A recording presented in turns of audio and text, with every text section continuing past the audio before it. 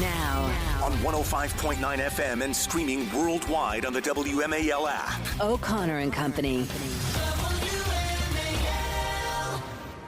Dang it, we're in a good mood. It's 7:06. It's O'Connor and Company, and it's a whole new spirit here in Washington, D.C. It's a whole new day in America. It is, and we've got a lot ahead of us, but at the same time, we're very wary of those who are trying to undermine this administration as they did 8 years ago, and we'll be the watchdogs that you expect us to be. Coming up at 7:35, Mark Morano will be here to talk about the energy and climate executive order signed yesterday to much fanfare in front of a crowd of 20,000 screaming fans, because that's how you do executive orders now. At 8:35, Julie Kelly about the pardons for those caught up in the January 6th web of lawfare. That's all coming up. I'm Larry O'Connor with Julie Gunlock. Good morning. I just so quickly want to call you Julie Kelly. You need to, yeah. Well, I'm no Julie Kelly. My Well, goodness. she's no Julie Gunlock. And none of us are a Hans That's von right. Spakovsky. There's only one Hans von Spakovsky.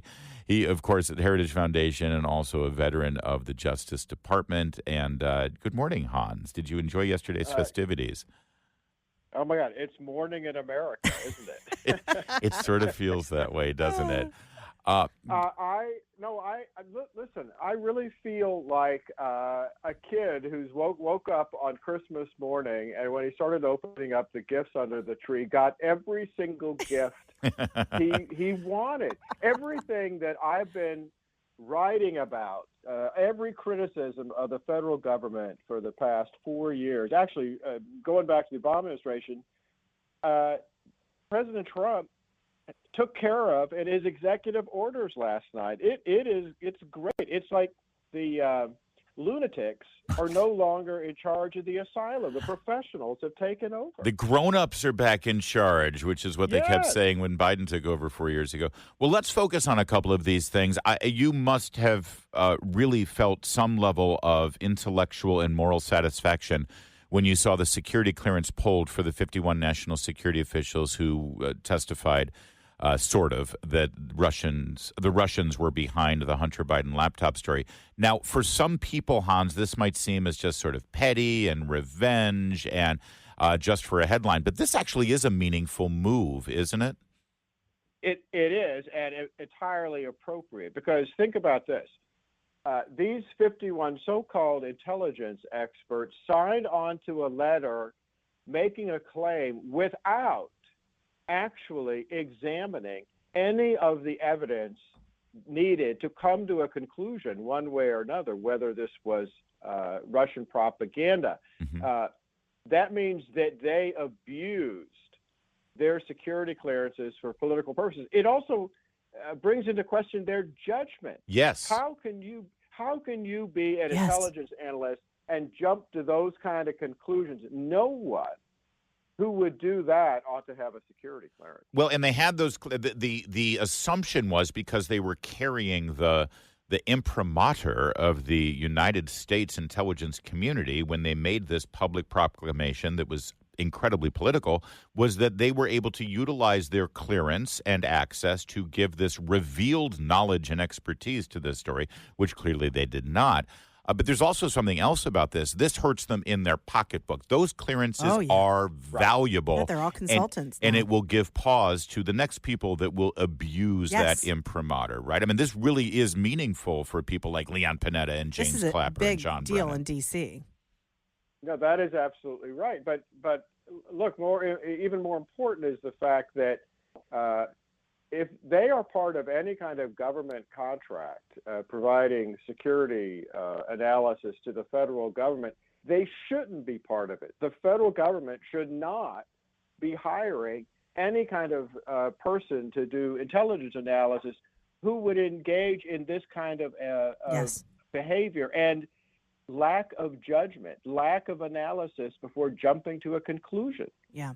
And it was coordinated. I mean, we know that there were conversations with the campaign about this, so we know that this was a coordinated effort, which is very scary for a member of the intelligence community to sort of bow down to that pressure. But Byron, I want to switch over to some of these preemptive pardons we saw for members of the Biden family, as well as this. I mean, Byron York said it perfectly. He said it was like a pardon frenzy. I felt like it was similar to how, if last minute guests come over to your house and you're running around like cleaning things was up. It was as if Biden was just, I mean, even 15 minutes before Trump was sworn in, they were issuing these pardons. Have you had a chance to look at these? Are these gonna? I mean, will these stand? I just feel like some of them, like this broad pardon for everybody who testified before the January 6th committee. It just, again, will these stand after people sort of review them and look at them? Well, unfortunately, yes. Look, these are outrageous pardons. This has never been done in the entire history of the United States. And you know who made the best comment about why these are so bad? None other than President-elect Biden. In December of 2020, Jake Tapper asked him in an interview about the possibility that Trump would issue these kind of preemptive pardons. And you know what Biden said? He said, "It concerns me, the type of precedent it sets, how the rest of the world looks at us as a nation of laws. You won't see me doing that." Oh, dear. But Julie, in answer to your question, look, the pardon power of the president under the Constitution is basically almost unlimited, and no court is going to step in and somehow make a determination that the president didn't properly issue a pardon, or the pardon, that there was some kind of it's not going to happen. So what this means is none of those people can be criminally indicted or charged for anything that occurred during the time that he pardoned them for. But keep this in mind. If Congress wants to continue to investigate what happened and they subpoena, for example, Liz Cheney, she can't come in and claim the Fifth Amendment and say, "I'm not going to answer those questions because I might be criminally indicted," because she got a pardon. Yeah, how does that work exactly? And do you suggest that these things, we do move forward with investigations, even if there is no, not every investigation needs to have somebody, perp walked in an orange jumpsuit, as satisfying as that may be. The investigations still serve a purpose in terms of transparency and in terms of reinstilling confidence with the American people of what went on and how we can prevent it from happening again. So do you advise, Hans, that these continue, and under what umbrella? Is it these congressional investigations? Should it still be a Justice Department investigation or a special investigator? What do you think? No, I think Congress needs to continue to investigate. And like I said, now they can subpoena people like Liz Cheney, and they can't come in and say, "I'm not going to answer those questions," because if they do, they can be held in contempt, and this Justice Department will actually prosecute them for that. Now, look, I'll give you another example of this. One of the things, as you know, that Biden, that Trump did last night was he signed an order canceling almost all of Biden's executive orders. That includes the executive order that Biden issued telling all federal agencies to get involved in elections, right? To get involved in voter registration, absentee ballots. Thank goodness that's over. But what now needs to happen is everything those agencies did, they've been hiding it for the past 3 years. That all needs to be publicly disclosed so that we know to what lengths the Biden administration went to try to interfere in this past election. All right, much more to discuss with Hans. If you don't mind staying with us, Hans, because so much happened yesterday with these executive orders, and you said it felt like Christmas morning. So I want you to tell, what your parents would always say, okay, what was your favorite present? I want you to sort of lay out what your favorite executive orders were and actions and directions that Trump 2.0 took yesterday. So can you stick with us a quick second? I will do it. Thank you. Hans von Spakovsky stays with us here. First, though, 7:15 WMAL. Traffic and weather every 10 minutes. First on the 5s with Jamie Whitten in the Hadid Carpet Cleaning Traffic Center. Hey. WMAL. Making sense of the news. Live From the Home Paramount Pest Control Studios. Home Paramount, the leader in pest control since 1939. We continue with Hans von Spakovsky, one of the great legal minds over at Heritage Foundation, a valuable resource for us here on WMAL, but certainly a resource for many people on Capitol Hill as well, as Heritage is wont to do, and better than anyone else. Hans, what do you think? What sticks out to you yesterday as sort of the favorite present, as it were? Well, his EOs, I really think, fell into three categories. One, the economy and public safety, our personal rights as Americans, and the culture war. And I think the most important ones he signed, obviously, were declaring an energy emergency and a border emergency. Those give him the power to, one, open up our production of energy across the country, which the past administration is everything to restrict, leading to not just high prices for individuals at the gas pump, but increasing the cost of production of everything in our economy, including food. I mean, that was one of the biggest factors in inflation. The other one, of course, is the border. That declaration gives him the power to close the southern border, to turn all these aliens back. Everything we need to do to stop, as he called it, the invasion. On the right side, he ordered all government agencies to stop their censorship. That means no one at the FBI or any other agency is going to be calling Facebook or Google or anybody else and saying, oh, that account by that particular American, we don't like his opinion. You need to cancel him. That's not going to happen anymore. And the culture war, the federal government is going to say there's only two genders. They are not going to go after school districts for saying men pretending to be boys pretending to be girls have to get in athletic teams. I mean, these were all needed, and they are going to make a huge difference. Yeah, I wanted to ask you about that, Byron, a little bit more. He did really nuke gender ideology, solidifying that there are two sexes, and this is very exciting. It's one of those things I think that belongs in the category of why do we need an executive order for something so commonsensical, but thank God he did it. But do you think this is going to take lawsuits to get some of these very radical leftist school districts like the ones in Northern Virginia to actually respect this executive order? I mean, they're just going to resist this, and they're going to it's like the immigration thing. They're going to say, no, we're a sanctuary city. We're not going to cooperate. I mean, are we going to see that kind of behavior from these very liberal towns and cities around the country? The answer to that is yes. Trump is the general who has put out the strategic plan and the orders, and he has folks under him like the Justice Department. The Justice Department Civil Rights Division is going to need to be very aggressive in going after these kind of school districts and others who are engaging in this kind of behavior. Look, one of the other things, as you know, in this area that's very important is, what did the Supreme Court say? Colleges cannot discriminate in their college admissions based on race. The Biden administration, not only did Joe Biden tell colleges to ignore the Supreme Court, his Civil Rights Division refused to enforce that. So there are colleges and universities all over the country that are continuing to discriminate that need to be targeted with lawsuits by the new Justice Department. So, Hans, we are going to start seeing some of these confirmations. Do you have any doubt that Pam Bondi is going to get confirmed as the AG, and also ditto Kash Patel as director of the FBI, and assuming that they should be confirmed without any hiccups, how do you expect this new Justice Department to sort of reshape the way business has been done? Because there's a lot of people who would love to see a full house cleaning of a lot of the employees there, and can they legally or mechanically get that achieved?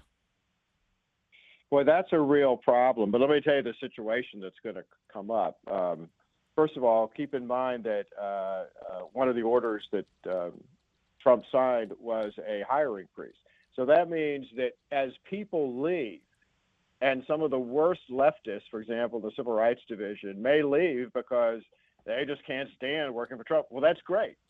I hope as many of them resign as possible, and that'll help reduce the size of that division. But let me tell you, the political folks, it's going to be trench warfare inside the Justice Department with them fighting the entrenched career folks. And the best way to handle them is when they go in and say, this frivolous, meritless lawsuit that you filed, for example, against Georgia over its election reforms, you need to go in and dismiss this case. And when they say we're not going to do that, guess what? That's insubordination, and that's the kind of thing you can fire somebody over.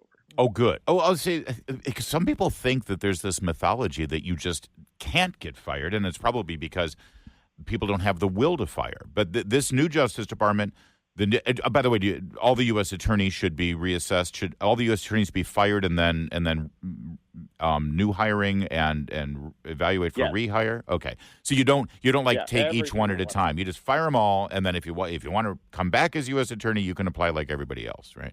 But no, that's exactly right. Now the person who's really going to have the most added to her workload is, of course, Jamie Whitten, because he ordered the entire federal workforce in Washington back to work. So her traffic reporting she's going to be really busy. I know. You're right. And that is a downside. We hate that our listeners have to sit in traffic, but secretly we kind of like it because it gives them more time to listen to us. So we'll just leave it at that. Thank you, Hans. Thanks, Hans. Great day. Great time to talk to you. Thanks for having me. Always. It's 7:23.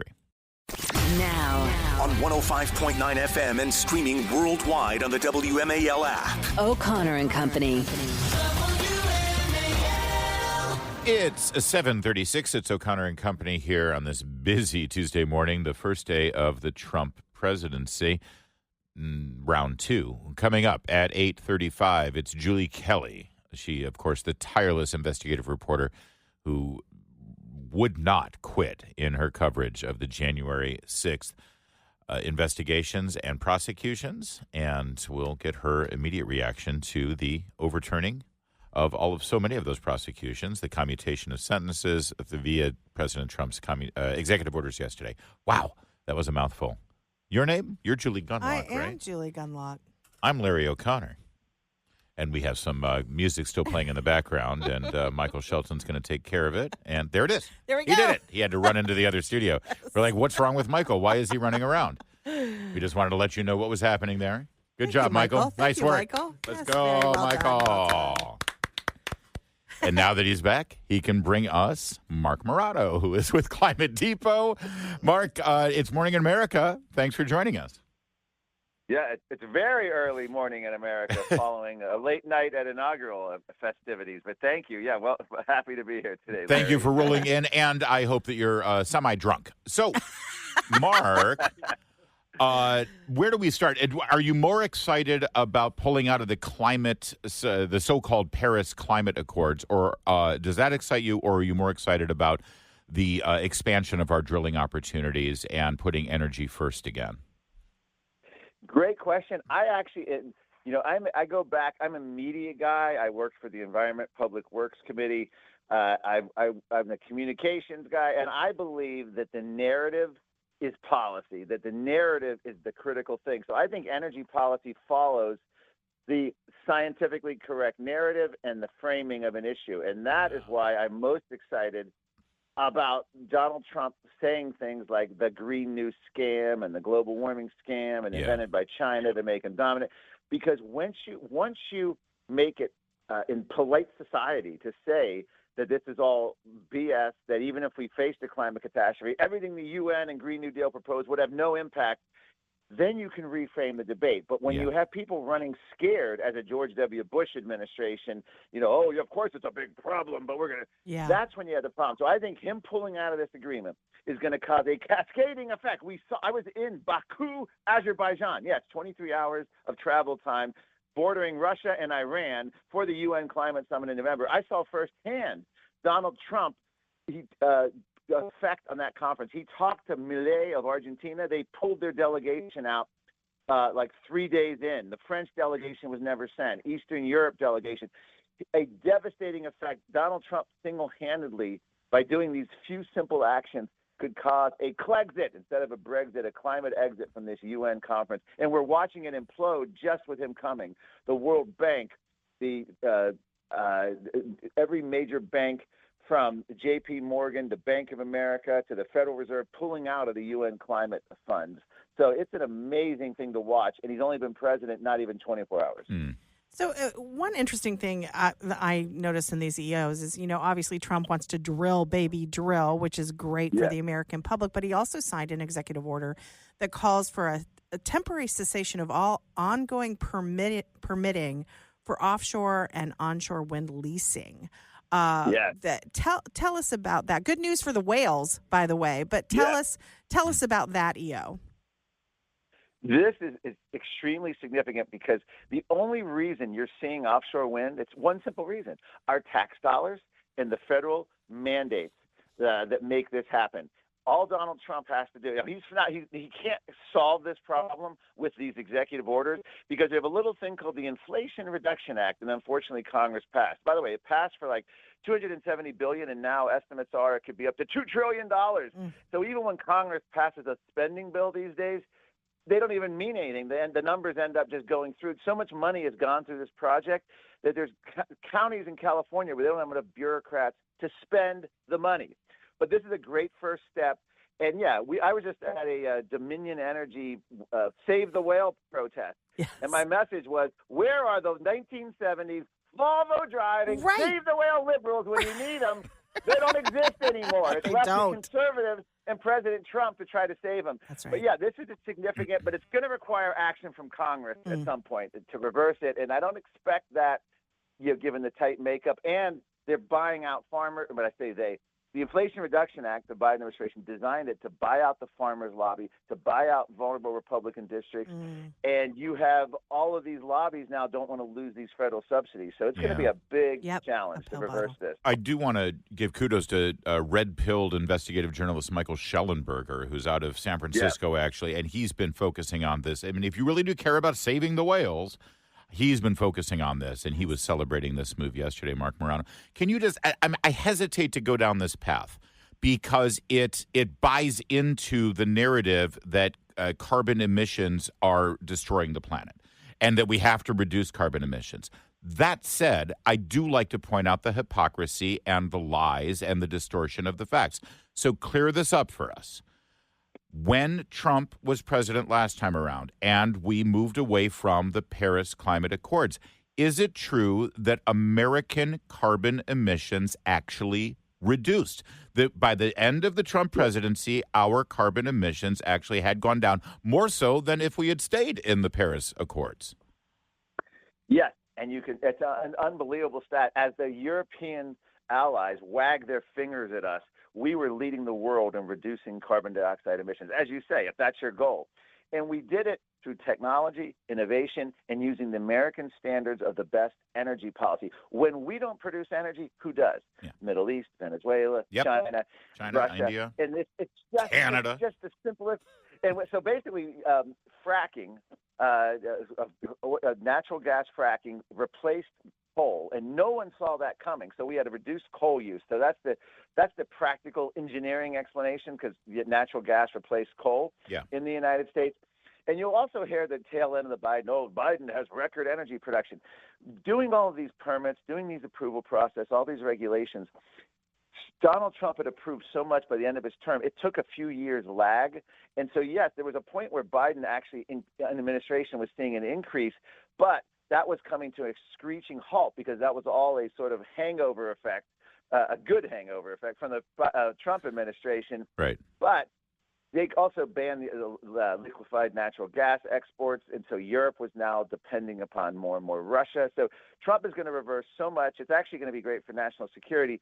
But the biggest thing is, hopefully, we can crush this climate narrative once and for all, and we can crush the narrative that energy is bad. And also, we didn't mention it, but the EV mandate is huge. Yes. He is already, and by the way, automakers begging Trump to keep that. They're making, companies like Stellantis making billions in subsidies. Oh, we're going to build this EV plant here. No one's buying their cars, by the way. The company's basically going bankrupt.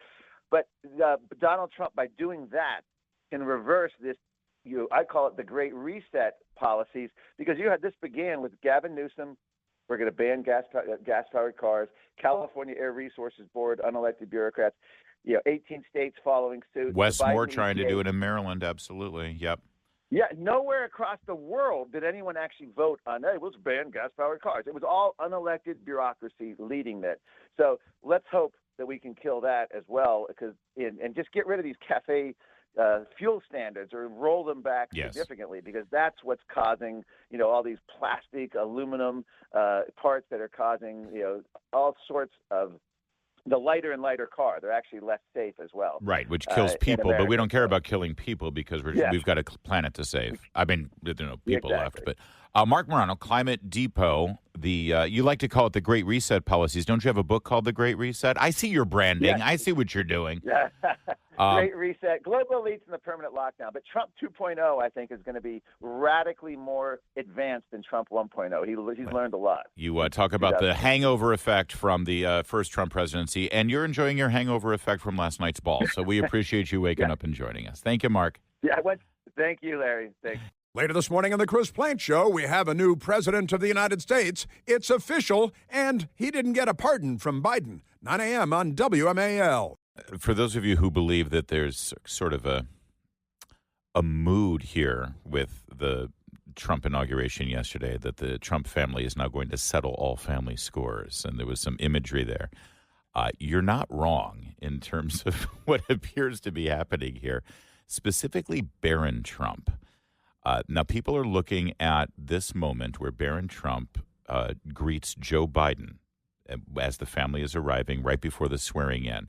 And inexplicably, it's absolutely without doubt, Barron Trump leans over to Joe Biden and whispers something in his ear. And Joe Biden has a big smile on his face, and then suddenly his face goes grim, right? And he looks, and it's sort of like it's a moment. It's a moment. It is. And now you're telling me that there's a professional, legit, this isn't like some, weird, He's not a professional. It's Eli Steele. He's Shelby Steele's son, who is and he's a director and producer of documentaries. Deaf, right? And he's deaf, and he is a lip reader. He reads lips. And he watched the video, and he said that, and he says in a tweet, I'm not revealing anything, he said in a tweet, he said, as a lip reader, again, Eli Steele, he is deaf. He said, as a lip reader, Biden says, young man, and sticks out his hand out. Mm-hmm. And Barron leans forward, and he says, Barron's lips then move to say only 2 words. You're done. You're done.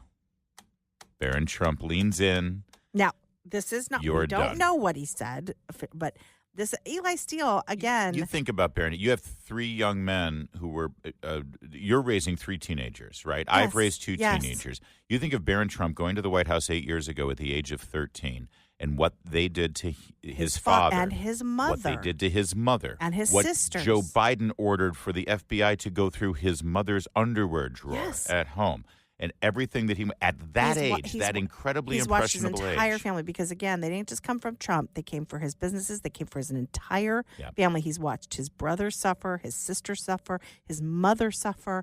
I mean, imagine what that boy has gone through. And now, he's 18 now, right? No, so I guess he was 18. Even younger. He was probably, he's the same age as my son, EJ, actually. And so, it was 8 years ago, so he was 10 years old when all of this began. And again, this is according to Eli Steele, Shelby Steele's son. He's a filmmaker, and he is deaf, and he was able to read these lips, and you're done. Very Michael Corleone. But he had very Michael Corleone, and he had this look about him yesterday. Dark suit, hair slicked back, serious. Tall, eyebrows, serious, mom with the hat covering the eyes, dark double-breasted suit with the shoulder pads. We mean business. And remember, but afterwards, when they went to those galas, Melania sort of emerged out of her cocoon, beautiful, elegant Melania that we're used to. But boy, when she was around those Democrats, she looked like, don't mess with me. Well, her husband, the father of her son, survived an assassination. And then at the parade rally, Barron was introduced by his father. And then I have a very tall son named Barron. Has anyone ever heard of him?